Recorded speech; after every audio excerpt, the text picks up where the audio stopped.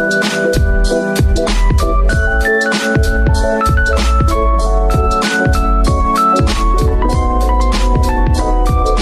going on, everyone? This is a Popcorn Heroes review of Judas and the Black Messiah, an HBO Max film via movie theaters that I was supposed to be in, but it isn't because HBO Max decided to put everything on day one on HBO Max and movie theaters. So I guess technically speaking, it is a movie theater thing. But anyways, welcome to our review. How are you guys doing? Hey, I'm good. With me today is Pedro and hello. the chosen one, Orlando. What's up, man? Yo. What's going on, everyone? I feel like it's been a while since us three have recorded together. It has been a while. I think it's been like you and Pedro mostly. So yeah, because we're the ones who see the most stuff, you know? That is true. That's right. You know, me and Pedro always give everything a chance. I don't always give everything. I didn't watch that shitty Adam Sandler movie, but you know. Wait, what movie? Oh, the one that Halloween? you watched. Oh man, that's so so fucking good, man. Yeah, no, you can't pay me to watch that. I think the funny thing here is that Orlando gives shitty movie a chance, but not quality films. Well, I'm biased. Adam Sandler is like nostalgia for me, so I gotta like always like watch what he does. Interesting. Anywho, today we are reviewing Judas and the Black Messiah, a movie that premiered a few weeks ago on HBO Max, but we've all saw it finally, and as we usually do with these reviews, we do a wait, I almost forgot. I was about to say 1 out of 5. You almost forgot the most supposed to be important the part. premise. Pedro, what is the premise? Funny you should ask, because I have that. So so this movie follows I had to put the name up. William O'Neill, an FBI informant who is placed into the Black Panthers in 1960s Chicago to essentially befriend the chairman, aka the leader, Fred Hampton. And the movie is pretty much his struggle with his humanity as he's in there. That's nice, it, man. Love the premise. I felt like I saw the movie. Thanks. Thank you, Pedro. Good stuff, man. Mm-hmm. Good stuff. Mm-hmm. As we usually do after that part of the review, we jumped into our 1 out of 5s and a very short thoughts. And then we jump into the spoilers. So, Orlando. Very short. Orlando, what is your 1 out of 5? I liked it. I will give it a 3 out of 5. I really enjoyed the film. It's a story I think that not a lot of people know. So it's very interesting to see. Like, you hear about the Black Panthers, but you don't know exactly what they were about, nor like what they were, like their message behind it. So you kind of get at least if you're not like keen to know like what, you know, if you're not like hip on what happened with them. So it's actually pretty good. I think it's due time for a proper movie about Fred Hamilton and the Black Panthers in terms of like their ideology and what they stand for. And it's a movie that I think it's like almost an historical film in that sense. So I feel like this is like a must watch in terms of an educational film. But in general, like as a movie, you know, we've seen movies like this dime a dozen, you know, these political movies.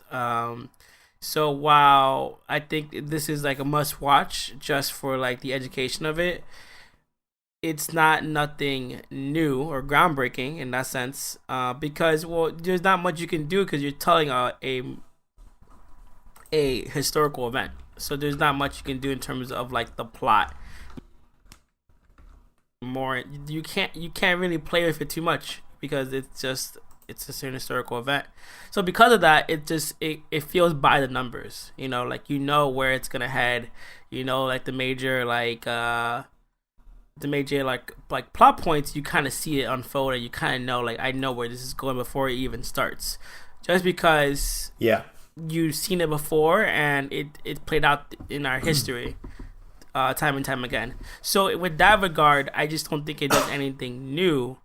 I know it's getting a lot of praise and acclaim, while rightly so. As a movie in general, I don't think it's anything groundbreaking. I just think it's a must watch in terms of an educational film. So I could understand if it was like the cinematography was like groundbreaking, or like the way like there's angles or shots, or maybe just the way like someone delivers a line. I just don't think this movie has any of that. I just think it's powerful just so you can know the life and message of Fred Hamilton. And in that sense, this movie is like a must watch. So yeah, 3 out of 5. Mm-hmm. Yeah. I actually give it a 4 out of 5. I really enjoyed the film. I enjoyed the acting. I actually enjoyed the way it was filmed, and I enjoyed the story. I didn't know the story of Fred Hampton. So this was new to me watching this, and then after that, looking it up and seeing how things that unfolded and stuff like that, which the movie was kind of close to it, I would say. But my thing is that what I enjoyed about this movie is the slice of life. It's an instance in time of his life, and I don't like biographies that fucking go into the childhood and then do all these other things, and then when they get an adult, and like I don't give a fuck about that. Like, I want to see the time that this person, a time in this person's life, and I really enjoy that when like biographical movies do that, and I actually thought, like I said before, I thought it was filmed pretty well, and when I compared to, like I was telling Pedro this the other day, I saw a Harriet Tubman movie, Harriet, and man, that movie was terrible, and the way it was filmed was horrendous. It felt like a soap opera, and I don't really like that vibe, that way the acting came about and stuff like that. Like, it was just terrible. And this movie seems like more serious compared to Harriet, which Harriet was trying to be serious, but it just felt like a soap opera to me. And it's just the way it was filmed, and the way the actors delivered their lines, and the story itself, what made it feel very, very soap opera. So seeing a movie like this, give it the weight it's supposed to have without trying so hard, and I enjoyed that. The story was crazy itself, and yeah, I mean, I liked it. I think everyone should watch it. What do you think, Pedro? I agree with a lot of points for both of you. So I give it a 3 out of 5. I liked it. I thought the acting was fucking phenomenal. Like, Daniel Kaluuya, Lakeith Stanfield, even Meth Damon. All of like they all did really and I had to look up her name, Dominique Fishback, which she's the girlfriend. Oh man, I thought she did great. Because we had seen her in I'm trying to remember the fucking movie I saw her in. Project Power.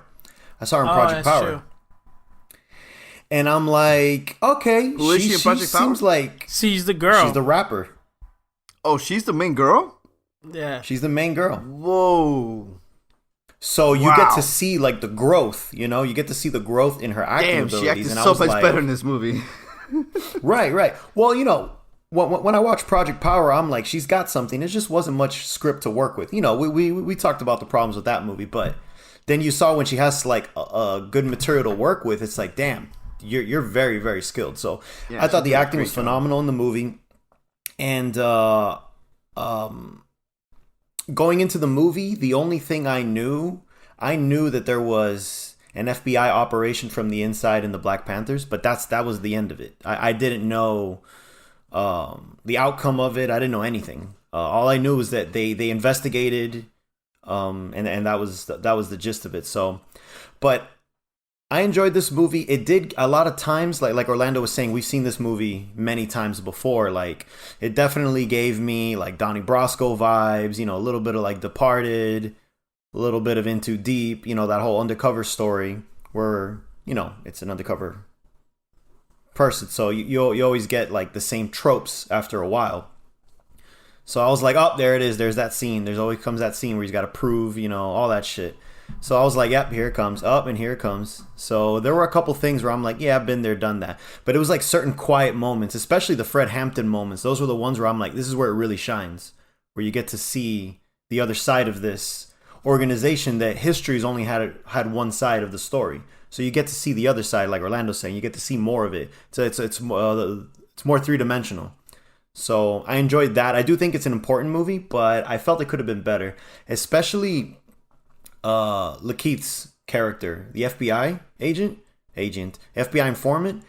There's just something off. I'll get into it a little more when we get into spoilers, but there was something, I don't know, there's something missing from his character to me. But yeah, that's about it. I enjoyed it. I recommend it. Yeah, that was the next question. Do you guys recommend it? Yes. Yeah. Especially since I'm not a fan of many biopics. A lot of biopics are so worried about the facts being perfect that it just makes the movie bland. This one took some liberties, but it added some nice drama to it to keep you invested. And yeah, it's definitely one of the better biopics. Yeah, I think this is a must-watch in general, just because we don't have a movie like this in terms of like talking about the Black Panthers in this way. So I think it's a must-watch just for an educational sense. So yeah, so definitely recommended. I kind of wanted to make a correction. I said Fred Hamilton. My bad. It's Fred Hampton, obviously. Just want to make a correction on that. But yeah, recommend this movie for sure. Yeah, I agree with what you guys said. This movie definitely needs to be watched, especially for the story itself. That, like you said, not a lot of people know about it, and I was one of them. Like I didn't know anything about Fred Hampton, and and how young he was. I think that's the biggest thing, that he was young. I think he was like that's what, crazy. 21, 22? He was 21. But he was so young. That just goes to show like how fearful the government was of him. Like they saw him as the next Malcolm X, the next MLK. So like for him to be targeted in this way just shows of like the power that he could have had, the life, the legacy that he could have led, not with only his community, but within the Black community. Yeah, he was a very intelligent person, and that's what it was. It was fear, because at that young of an age, how smart he was, how the ability he had to galvanize people, and try to like to bring the community together. And that's, I mean, I wouldn't be able to do that at 21. You know what I'm saying? So nor speak the way he spoke. So it's crazy, how, like you said, the government was so fearful of him.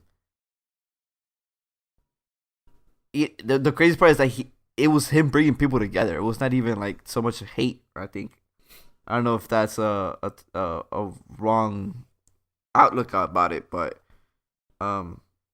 yeah, it's a powerful story that definitely needed to be told. But let's get into spoilers now. Oh, but before we get into spoilers, would you recommend someone to get HBO Max to watch this movie? Oh, good question. I think, yeah. I mean, I think right now that there's a free trial. So with everything going on, yeah, definitely. Like just for a month, why not? And also there's a bunch of HBO stuff to watch right now. Like so far, this is the best HBO Max / movie theater, the best WB movie release of the year so far. Yeah 100% agree with that one. So on that alone, yeah, get it, learn something, jump on something else, and then after that, cancel your subscription or keep it, whatever you do. Yeah, for sure. All right, let's get into spoilers ahead. Spoilers now. Do it. Go into spoilers. So give it a pause if you haven't seen it and come back. Yeah. So stick around. Pedro, you mentioned Lakeith's acting. I mean, I agree with you. His acting was. He's a great actor, so his acting was kind of off in my opinion. He felt like every situation that he was in, he felt like out of character or timid or a character that he just like he was in the Black Panthers, but he stood out of all of them. Like it was so weird that they never realized that he wasn't the it was that he wasn't the snitch. I think the main reason it was that his character never got a direction. It's like I understand the beginning was more of him like a bird trapped in a cage. Like, oh shit, I'm being forced to do this. Man, I don't fuck with these people, but I don't want to get arrested either. I don't give a fuck about Black Panthers or their thing or whatever. Like when he went there, he was immediately like flirting with the chick. Like he wasn't down for the cause. But then there's moments where you're like, oh, he's down for the cause. But then there's other moments where he's just so scared shitless, he just wants to cut and run. So I didn't really understand by the end where his mindset was. And I think it was that uncertainty that made him unlikable to me. I mean, I know technically he's the antagonist villain of it, but you could even... I felt like I didn't understand him. Like by the time the movie was over, I didn't understand him. I didn't understand if he chose one or if... You know what I'm saying? It was just... I agree with you because there wasn't ever a moment that you can see in terms of the character of like, oh, he's down for the cause. And that's the trope of it all. Normally is that you're forced into a situation and then you're like, wait a minute, nah. This guy's a good guy. But it seems like when it gets too heavy, he wants to pull out. Like, fuck that shit.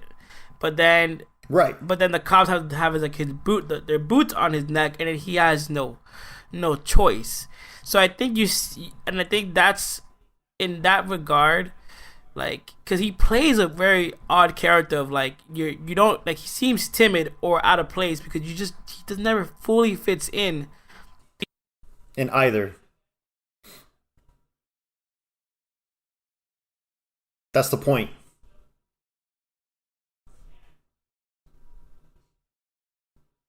Caught between a rock and a hard place. Yeah, and you see a video of him, and he's like saying like, "Oh yeah, I had to do what I had to do.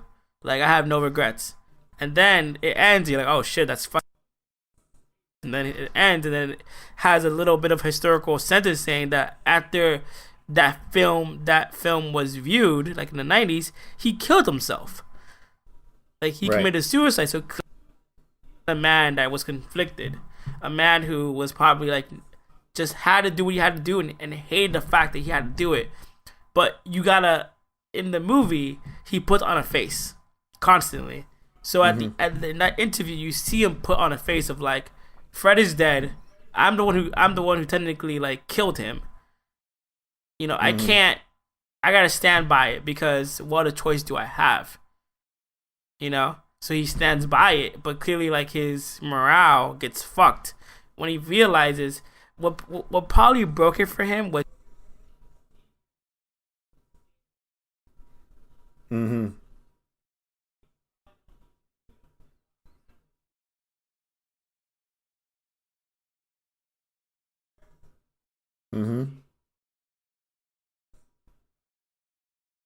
like thinking of it critically now, I can see that like I judge the acting, but now like looking back at it, I'm like, okay, nah, you know what? Lakeith played it right because he was scared. His entire movie he was scared. Right.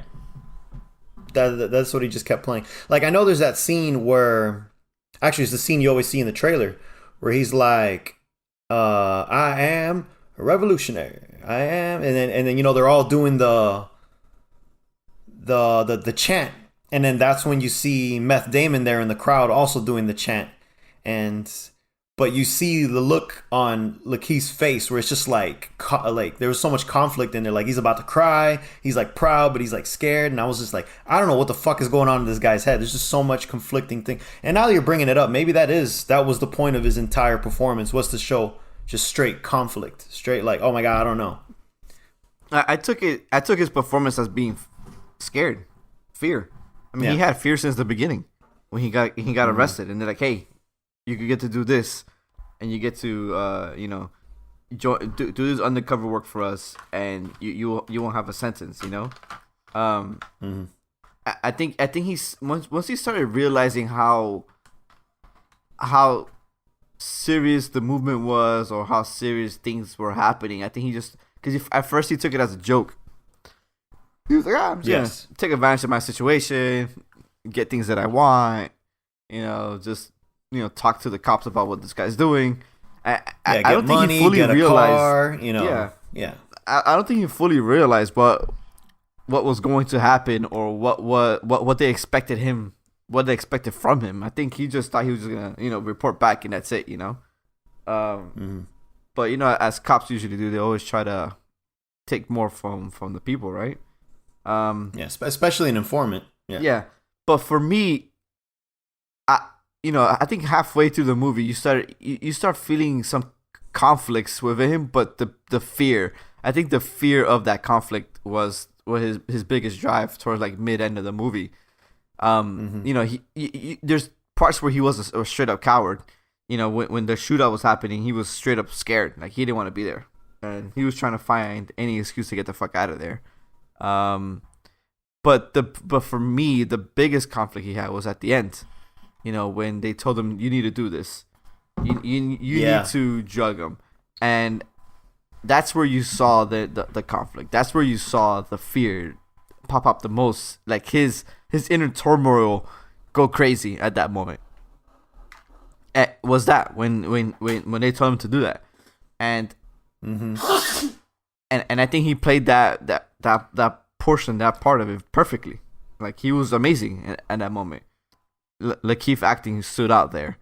Like I could see why you would say that, Pedro. Like certain parts of his acting was kind of off, but in the end, he killed it. Like I think he did a great job.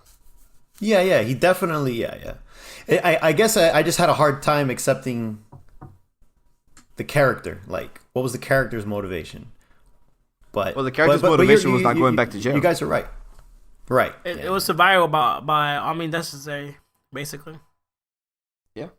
Essentially, you guys are right. Now that you're going back to that scene, the scene where he had to put him to sleep or whatever. There was one I really like that bar scene where this dude comes in from Get Out. Oh yeah, where he was Little Rel. He was another undercover. Yeah. Little Rel comes out. And it's Little Rel. There you go, Little Rel. Yeah, it's crazy Ren, because Ariel, Little Rel. It's crazy because it just showed that like, regardless of like, you have in that short instant in this movie, you have two men clearly on the opposite side of their community, right? They're informants. Yes. They gotta do what they gotta do. Little Val just seemed like he was just used to it. Like this is like nothing. Like this is just part of the game. I actually, when you look up his character, he was a legit agent. Like not an informant. He was actually like an agent, an undercover, full blown agent. Oh, so he was a cop, just. Yeah, so straight up. Yeah, he was a cop. Yeah. That's why. Well, actually, no, he didn't show off the badge, but his character name is an actual agent name.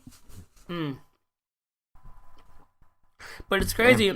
It's crazy. It's just in general of like, when you think about the Black Panthers and what they stood for, it's like his character said, like, hey, these guys don't really like pose a threat, but the cops did see him as that, and it's interesting because his message.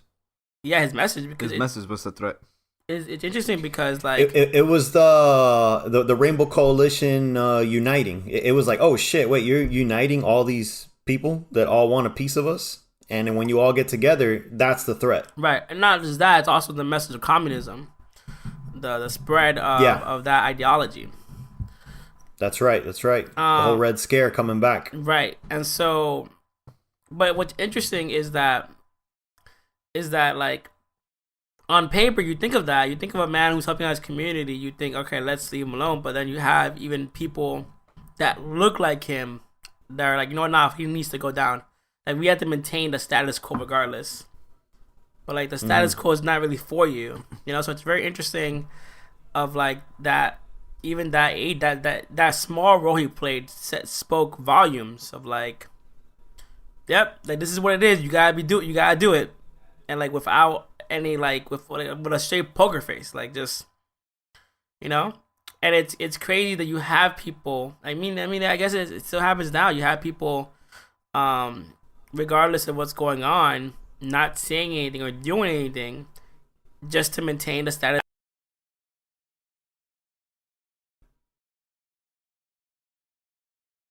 I remember being reviewed as like something that like, oh, it's from the past, but it's so modern, and in some cases it is like just in that scene alone, it was kind of just crazy of like there's a movement happening, but instead of picking a side, you're just like, nah, like, you know, it's like you see the wave, instead of riding it, you're just gonna let it crumble. So it's very interesting to see. I got a job to do. It's the mentality of I got a job to do. Right? I'm not Yeah. gonna risk it. Of course. Yeah, it's unfortunate. Also seeing this movie, how still, you know, the message that Fred Hampton was saying is still relevant today.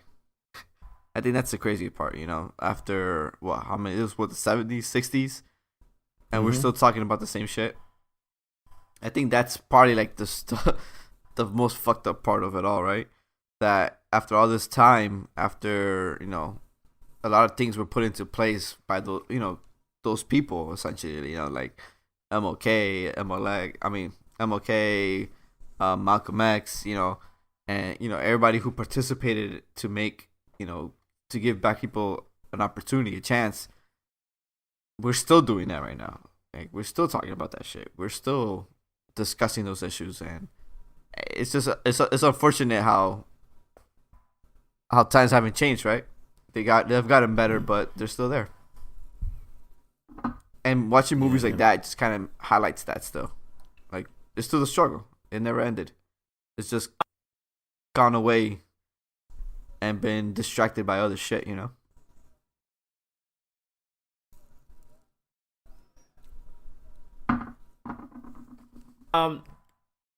As you're saying, like things that don't go on, like the same message or continue the same thing. One of the major things that, at least in the movie that was showing, and also, and one of the ideology the Black Panthers had, was this idea of communism, of a community, you know. And in our modern times, we're seeing socialistic, you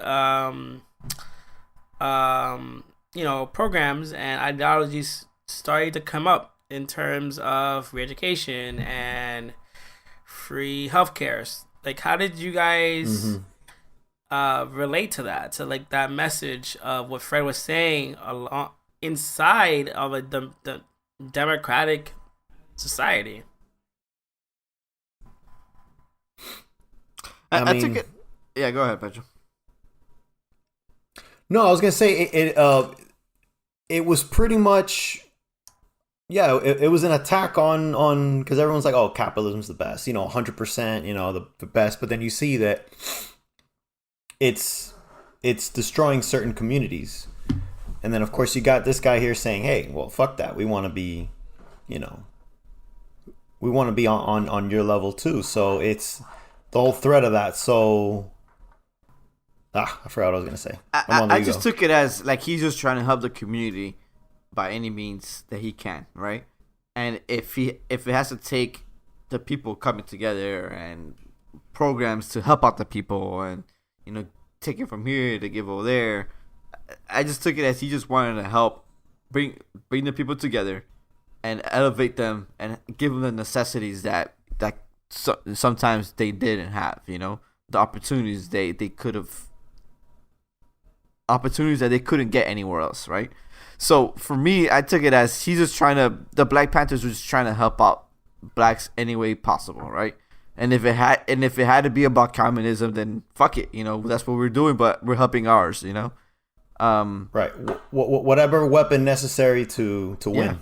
And if we have to follow this, to at least to at least get us all on the same level. Yeah. And if I have to follow this ideology, then fuck it, I'll follow it. But as long as we're all, like you said, together and at the same, we all get what we need.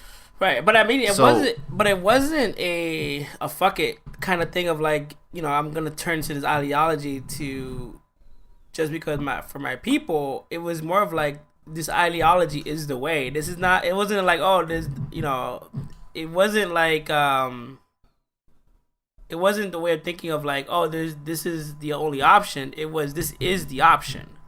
You know, this is the way of how a society should be run. This is the way of how like a civilized, maybe American society should be run. You know, I'm only posing the question just because, well, for one, all of us are Hispanic background, and we've hear the chatter of communism here and there.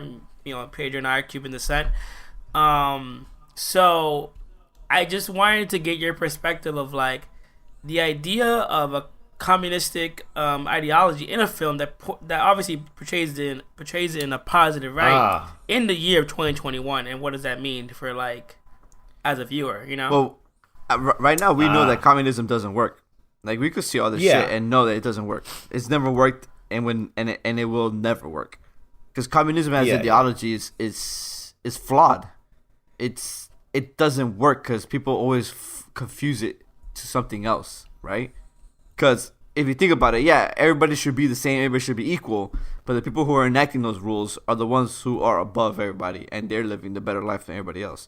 So it's kind of like, it will never be the ideology of like we're all the same. It's very flawed. Communism is extremely flawed, and you could poke a hole at everything that happens of communism, and like and you could even look at like Cuba, who's been the longest standing, most communistic place in the world, right? Cuba's fucked, dude. It's one of the part of the. It's essentially a third world country, and it's a fucked place because of communism. And if you look at China had to change this certain communistic ways because they were getting fucked too. Yeah, they had to switch to capitalistic socialistic to communism. It's a hybrid of all these other fucking ideologies. Yeah, it was a hybrid for it to be successful. Yeah. So it's kind of like communism itself will never succeed. And like when you see them talk that way, if you're talking about just the ideology of communism, you knew that it was never going to go anywhere because it was flawed to begin with. But the ideas of giving, helping communities that don't have should never go away. And I think for them, regardless of maybe like you said, they were structured around this like comandante type of shit. It was never gonna go anywhere because it's flawed. But the parts of them trying to help the communities that were impoverished, communities that didn't have basic things that they should have, that is, I think, the biggest part that was most important in their in the Black Panther view, you know. As long as we as a thing, as a party, whatever it is, can get these basic necessities to our impoverished community, that's all they care about. And I think it was by any means necessary. Yeah, that's how I felt, and I saw it as. Because they were thought about, hey, let's rob banks. That's like they thought about it. They just never really did it. But their thing is, let's take what we can to help us. And I don't know, by any means necessary, even if we have to fight for it. Definitely. I figured the question was posed in perspective to the movie. Like you could see why they flocked to that ideology. Right. No, I mean it's within communism there are some good talking points. We're in this together. We are distribute the wealth throughout everyone. Everyone is the same. Blah blah blah. We've seen political candidates talk about the same thing. Bernie Sanders and Elizabeth Warren. We've seen them shoot the same kind of maybe not the communist ideology, but that kind of socialistic message. So it's just interesting that a film in 2021 comes out and it speaks about certain aspects of communism as a positive light. So that's the only reason why I'm asking for it, because just in the climate that we're in, 'cause I don't think if this film came out 20 years ago or in the 70s or whatever, I think you just get that part won't even be talked about, because as society we would have been like, no, it wouldn't even cross our minds that this is a way of being. But people are having that conversation nowadays of like, obviously there are flaws within a capitalistic society. So, of course. So this film kind of is like a very popular, very modern film that portrays some ideology of communism in a very positive way. And like I said, like we've had candidates speak on that issue, but not in a way of like in the movie. They're actually talking about written quotes, scriptures of idealistic, communistic, like the founders of communism. So this is not beyond. This is not just talking points. This is like it's like me preaching like the gospel. Like this is bigger than that. So it's interesting for a film to do that, and I just wanted to get your takes on it. I think the movie does a pretty good job of like I think we're pretty good job of like opening up your mind to certain parts of it. But like Armando said, what we know from history, this shit don't work. Right. But posing the question of how can we create ours? How can we make our society better using parts of other ones that can in turn help everyone so that everyone can get on the same level? Yeah, I could see that question, but obviously we know the extreme of one side doesn't fucking work.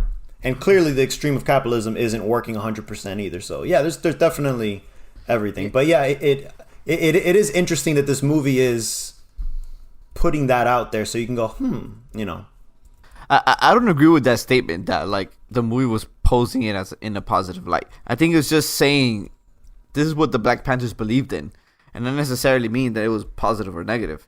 But the idea is the message of community, of giving us a chance is what's positive. I don't think necessarily their top down structure or how they conducted themselves was portrayed in a positive light or anything like that. It was just who they are. It's what they believed in.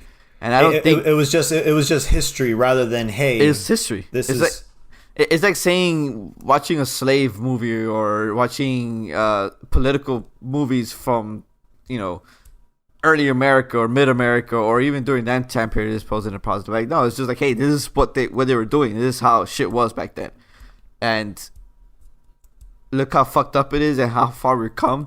But at the same time, check out how still some shit is still the same for us. Yeah. So I don't. Yeah. Go ahead. I guess that's just my perspective of it. In terms of like just watching it in a way when you do see them come together and like, oh yeah, we're gonna build this for this community. Hey, we're gonna get together and this is gonna be our library. When he's like getting money to get out, like hey, we can ship you to Cuba or to Mexico. He's like, nah, use that money for a hospital.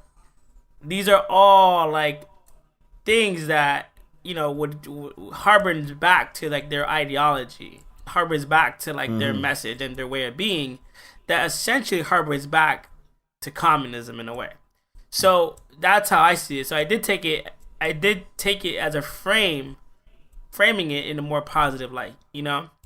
He's the especially the way they run things, him being the chairman, his outfit, like it was like when you look at just a symbolism of like him in general, his outfit, it's very the costume, the beret, it was straight Che Guevara. It's very Che Guevara, and they mentioned Che too, right? And they mentioned Che exactly. They mentioned, and they saw him as a positive thing. Of course, so you know what I'm saying. And the thing that I found interesting is it wasn't just them. The other group, the Latino group, also had that look.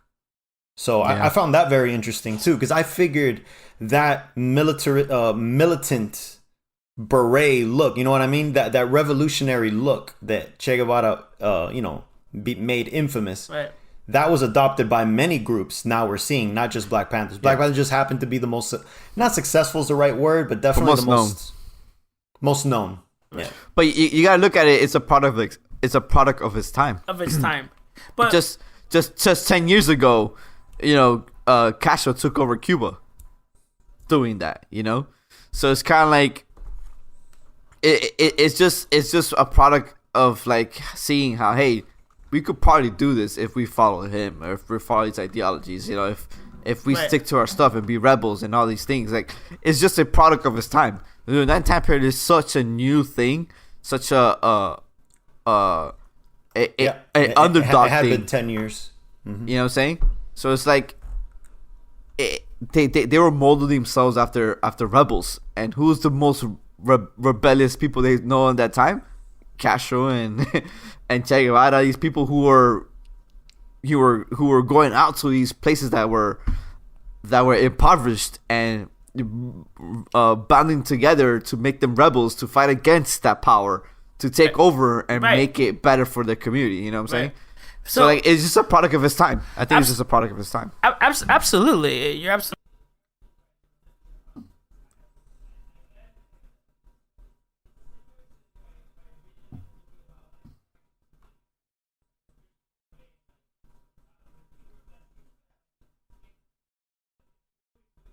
To frame them, in my opinion, in a positive way, and the Black Panther were doing good things.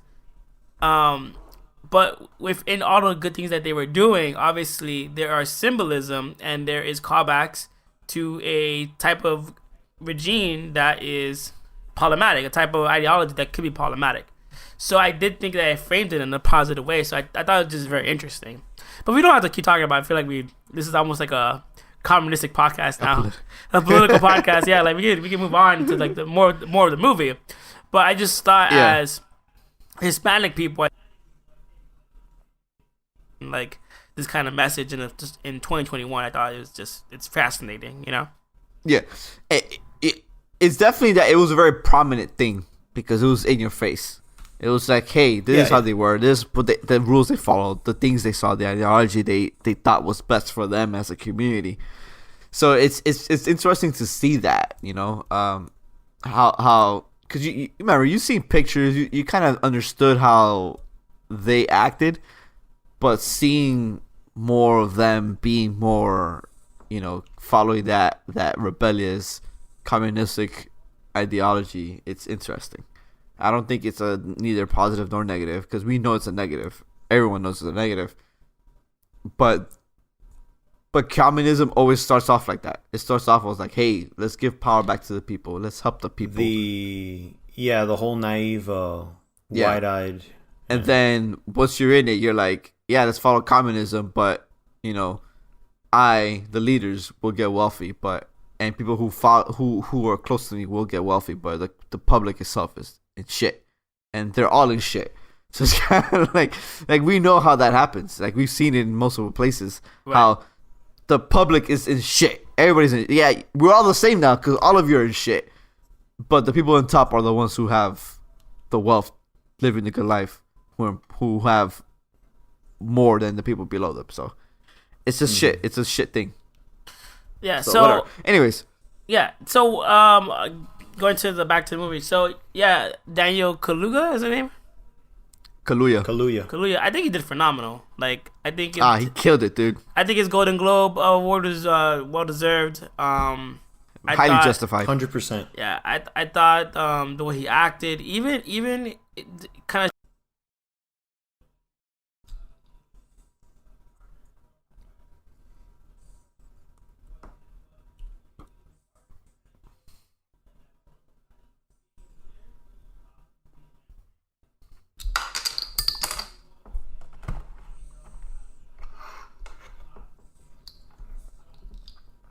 Yeah.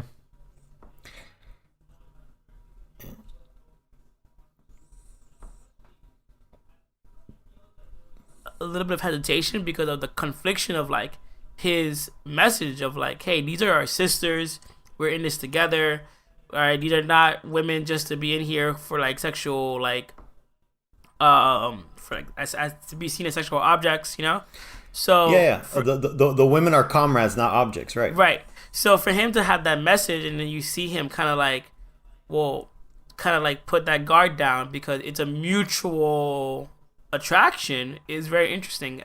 Even though that part was like maybe 20 seconds, it speaks volumes for his character because he's so by the numbers that when she initiates essentially their interaction and their flirting, he's just like, oh shit, like what do I do?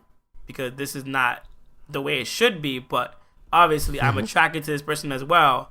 So let me just let my guard down and exist in this moment, you know. So it's very interesting that scene. Yeah, I really like those quiet moments with him and his girl because, for the first, I want to say for the first half of the movie, you just see him at his highest points. You hear him speaking, you hear how good he is at like bringing people to the movement and having everyone come together. That it's kind of nice to see the quiet moments where he's like unsure of himself or not necessarily doubting, because he never really was doubting, but you can see that he was kind of like, yeah, like shy, like, and then you get to see a little bit more about like his personal life. You get to see him quoting Malcolm X in like his free time to like make sure he's still, like that's like his practice, and you could tell that's where he practices public speaking. So it's not that the movie like held your hand and spelled it out for you of how he became who he is, but it's those little moments there where you're like, okay, this is how he became who he is. It's just kind of cool to see the little building blocks in those quiet moments of what made him, great. Yeah, exactly. Yeah, for sure. I don't have much to say. I mean, you nailed it on the head. It's always when we talk about the character development, it's always a necessity in movies, right? We don't know this guy. We don't know his intimate moments. We don't even know how he was in his intimate moments, right? Because none of us know. I don't think people wrote books or knew what he was talking in closed doors. Right. But you have to have character depth to that character, and what better way than those moments? Especially letting him know, like you said, Orlando, like he didn't know how to talk to women. Even every moment he talked to her or any woman. Well, I mean, mostly her, because the interactions they had, it was always timid. It was always kind of like, oh, hey, whatever. It was never, like, he never flirted, in a sense. He was just always just talking to her. Like, professional all the time. Yeah, and like, hey, this is what I do, type of thing, So it highlights how young he was. And how intelligent he was in everything he did, but how young and naive he was when it comes to the opposite sex. Right. So it's a great juxtaposition of who he is as a person and or character, which makes the movie more interesting. Going into Lakeith's character, I'm remembering there was a cool scene. It was an interesting scene because it was so ironic. It's the scene where it's after the shooting where this kid shoots the cops. And remember, the cops are standing outside like the headquarters. This is already when Fred Hampton's in prison, and you got Lakeith there, with his gun, and then it's pretty much the showdown. And Lakeith's like panicking, like, oh shit, they're gonna come in here and fucking kill everybody. So he's trying to like escape, but then she's like, oh no, you stay with me. The lieutenant chick. And he's like, I'll cover you from the roof. And he was trying to escape through the front, but then like one of the boys was there, and he's like, oh shit, all right, I gotta go up to the roof. And then the irony of it is him trying to escape to not cause anything is what caused it, because then they saw him and they're like, oh, sniper. And that's what caused the entire shootout. And it was just an interesting moment. It's like him trying to save his own skin. He caused this fucking crazy destruction. I can't remember if they killed any of them. No, I think they both got shot. No, one did die inside. I think one died inside. They got shot and arrested at least, and that's when they lit up the whole place. But I just thought that was such an interesting moment where it's like, look at that, man. Him trying to... Like, him being indecisive is kind of what caused, like, all this craziness. So, it was a pretty cool scene. It was. Yeah, the movie itself was good. I find... What I found pretty crazy was what you said about the main girl. Fred Hampton's wife or whatever.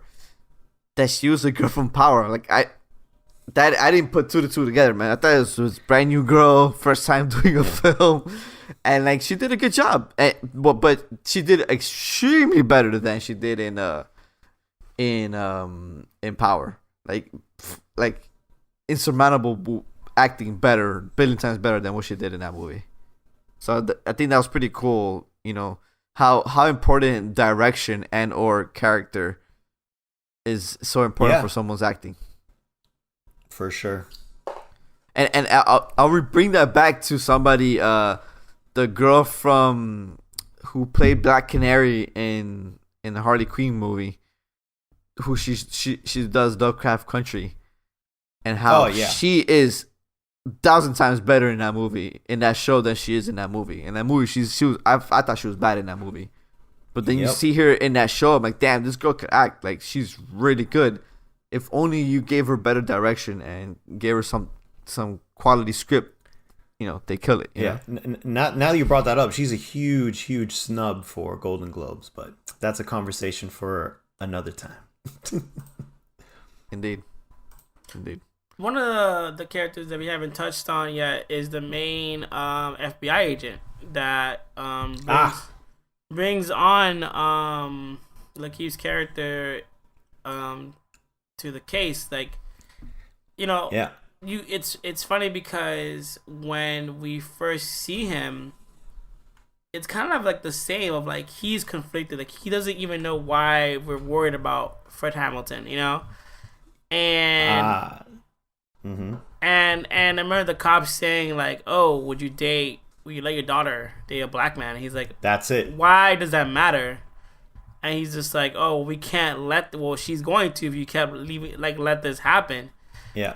And it doesn't, and it's weird because it doesn't seem like that was a great scene, because I think this is where you're getting at. So the beginning, he's portrayed as a very yeah, man, I saw what the KKK did. They're terrible. I'm just trying to stop, all this stuff from happening. You're thinking, man, what a good guy. But then it's that moment where you're like, oh shit. That's where he kind of forced him to pick a side, and he did by answering that question very awkwardly. I took it as that's where his inner racism came out, was right there in that moment. Oh, I didn't. Yeah, because he's like, wait, why are you asking me that question? What happens if your daughter brings a black man? And that's when he's like, but she won't. And there it is. That's it. But she won't. He didn't say, oh, it doesn't matter. He said she won't. And that's how you know, oh shit, there it is. And then from that moment on, he never was indecisive about what was happening. His character was like, that's it. I'm for the cops right now. That's how I took it. I took it as he was coerced into saying that. I didn't think so. I think at that moment he chose his side. For sure he chose his side, for sure. But I felt like he was coerced into choosing that side. I think for him, he was just like, let's see if there's any danger in this person. I felt like he was one of those people that's like, oh no, I'm not racist, but my daughter can't date a black guy. But no, but I'm not racist. That he's one of those, and then that's when it showed. That's how I took the whole scene as. I was like, oh shit, I thought you were this type of person, but after this scene, I'm like, that's it. You're part of the problem.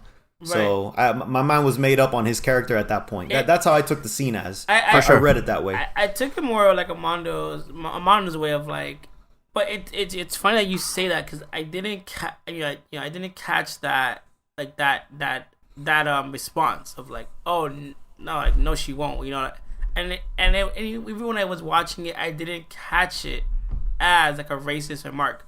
But when you look back on it like that, it was definitely racist. Right, when you look back on it like that, because I took it more of like he's being pushed, of like, hey, that's not okay, right? And you're just like he's just kind of but if you think about it, what would have happened to him if he was just like, yeah, I don't agree with you? He would have lost his job. He would have lost his job, exactly. So it's kind of like he had to say that, but at the same time, it's one of those things where he definitely probably is innerly racist, but I don't think that it was in his forefront until it was forced to be in his forefront.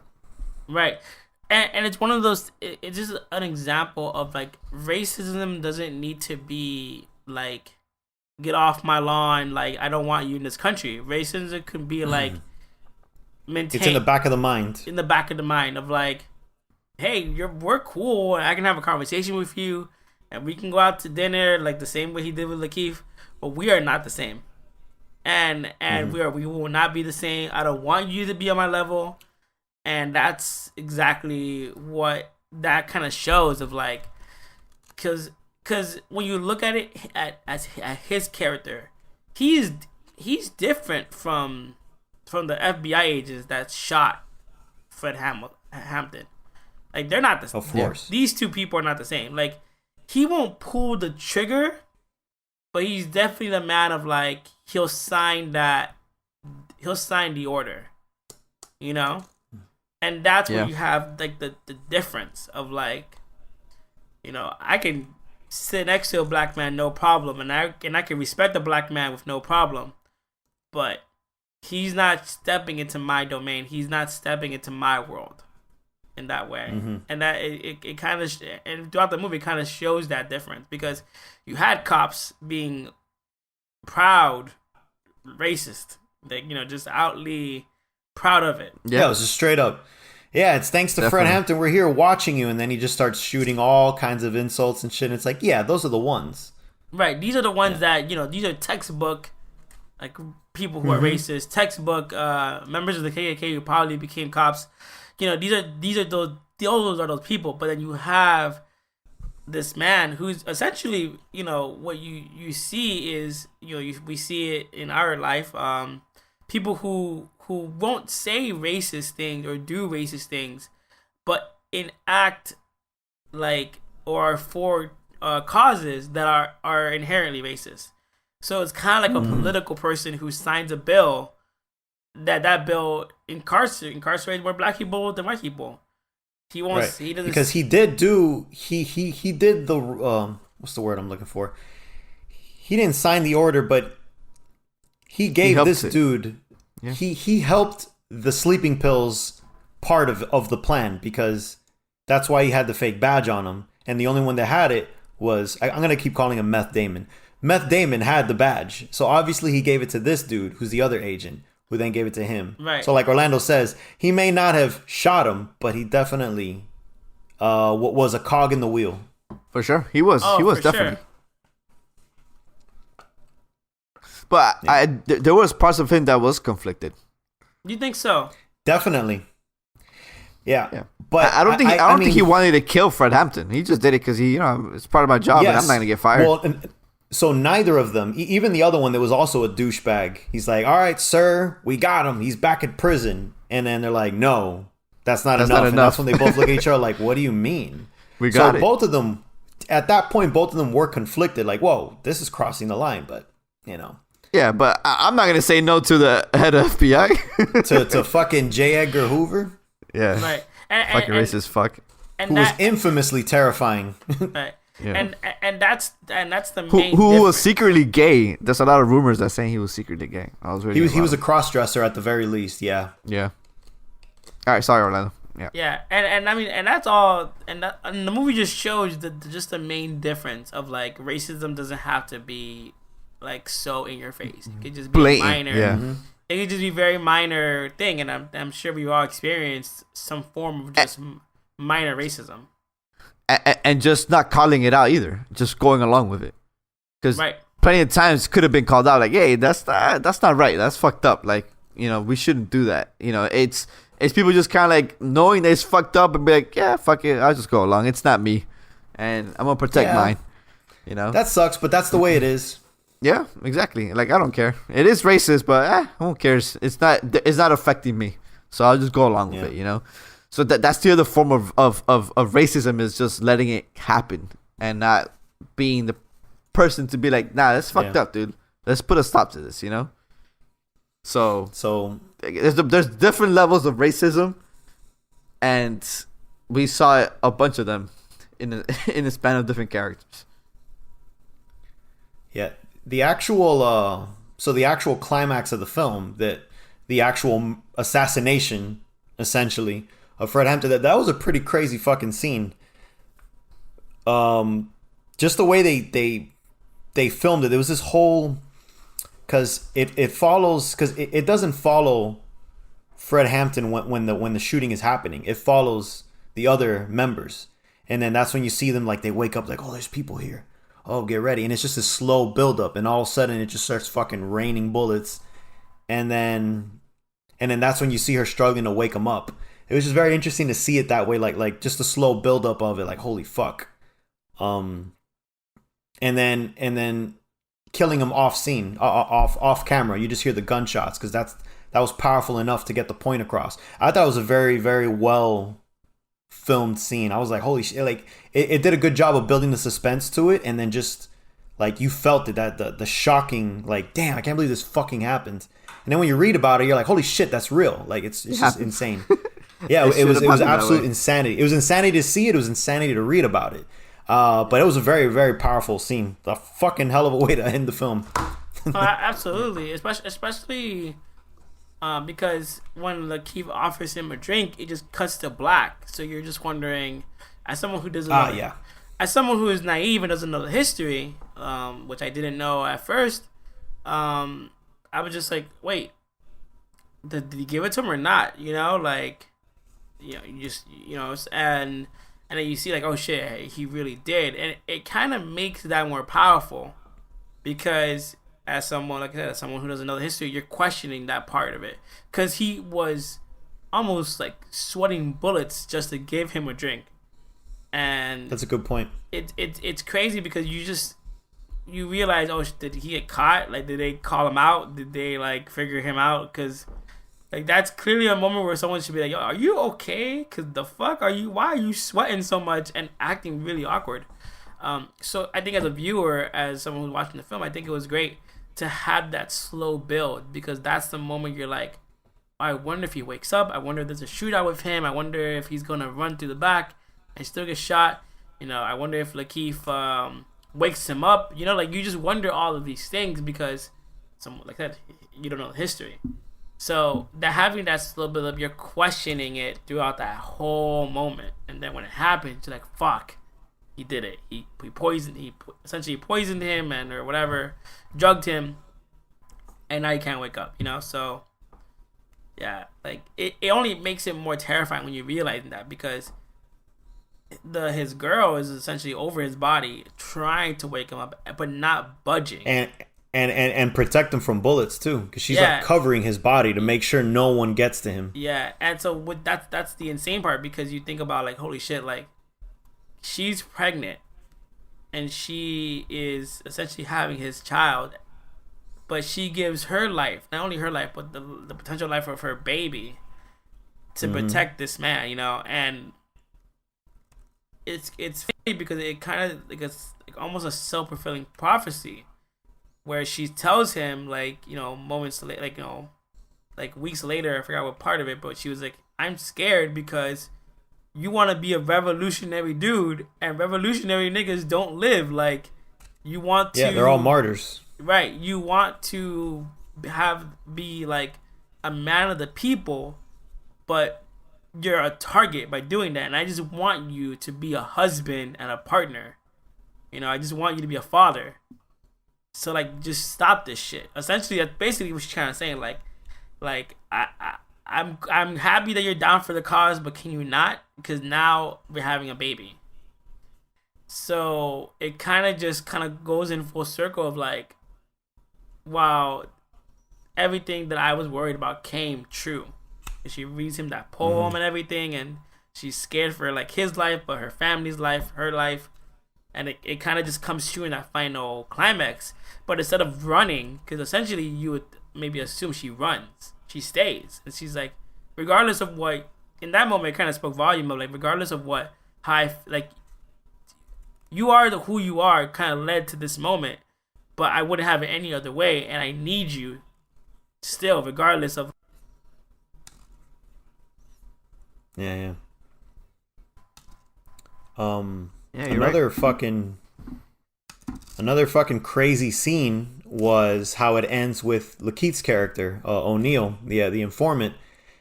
It he meets with Matt Damon, and then they give him his payment, and then they give him a raise, like an extra money for doing the deed. And I looked it up because you don't really see, you just see him drop a little bit of money on him, and he's like, oh, okay, and then he gives him the keys to the gas station.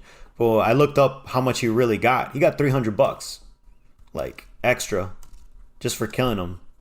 And I'm just like, yo, that's so fucking crazy. Like, it's nuts. And that was something that J. Edgar Hoover did sign off on it. In real life, they did find that he signed off on So it's proof that he knew about it at the very least, about giving him an extra raise for that. Just fucking crazy hearing about that. And I thought that was such a great way to end it. It felt, I mean, true to the name Judas, because he got his silver and then he fucking committed suicide.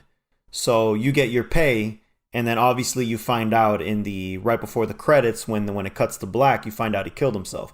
So it's just, I thought that was a fucking phenomenal title for it, because it really it was a huge parallel to the biblical story. So it was just a very cool way to end it, and to make you go like, fuck, dude. Yeah. What a crazy story. Yeah, that's definitely good parallels. Very good parallels. And then, of course, it cuts to the real footage, what we talked about, and yeah, man. Bonkers. That's some crazy shit, guys. American history, huh? Mm-hmm. Gents, any last thoughts? No? No, overall, Check it out if you listen this long and haven't seen it. yeah, definitely a great film, great movie, great historical, educational film. Definitely. I agree with all the above. Gotta go watch it. Especially if you don't know the story of Fred Hampton. If we've never heard about him. It's a good watch to kind of, of course, every movie embellishes things, but the idea is there, I guess. And yes, what he did was there. So definitely watch it. Learn about this guy and learn about how fucking crazy the United States government was, or FBI was, in killing a 21-year-old because he was bringing people together. Mm-hmm. Cool. All right, ladies and gentlemen, hope you enjoyed this review about Judas and the Black Messiah, an HBO Max film, but you can also watch it in theaters if you do so inclined. Oh, yeah. Let us know what you thought about this movie. Send us some comments, messages. You know how deal goes. Until next time. Bye-bye. Later, guys.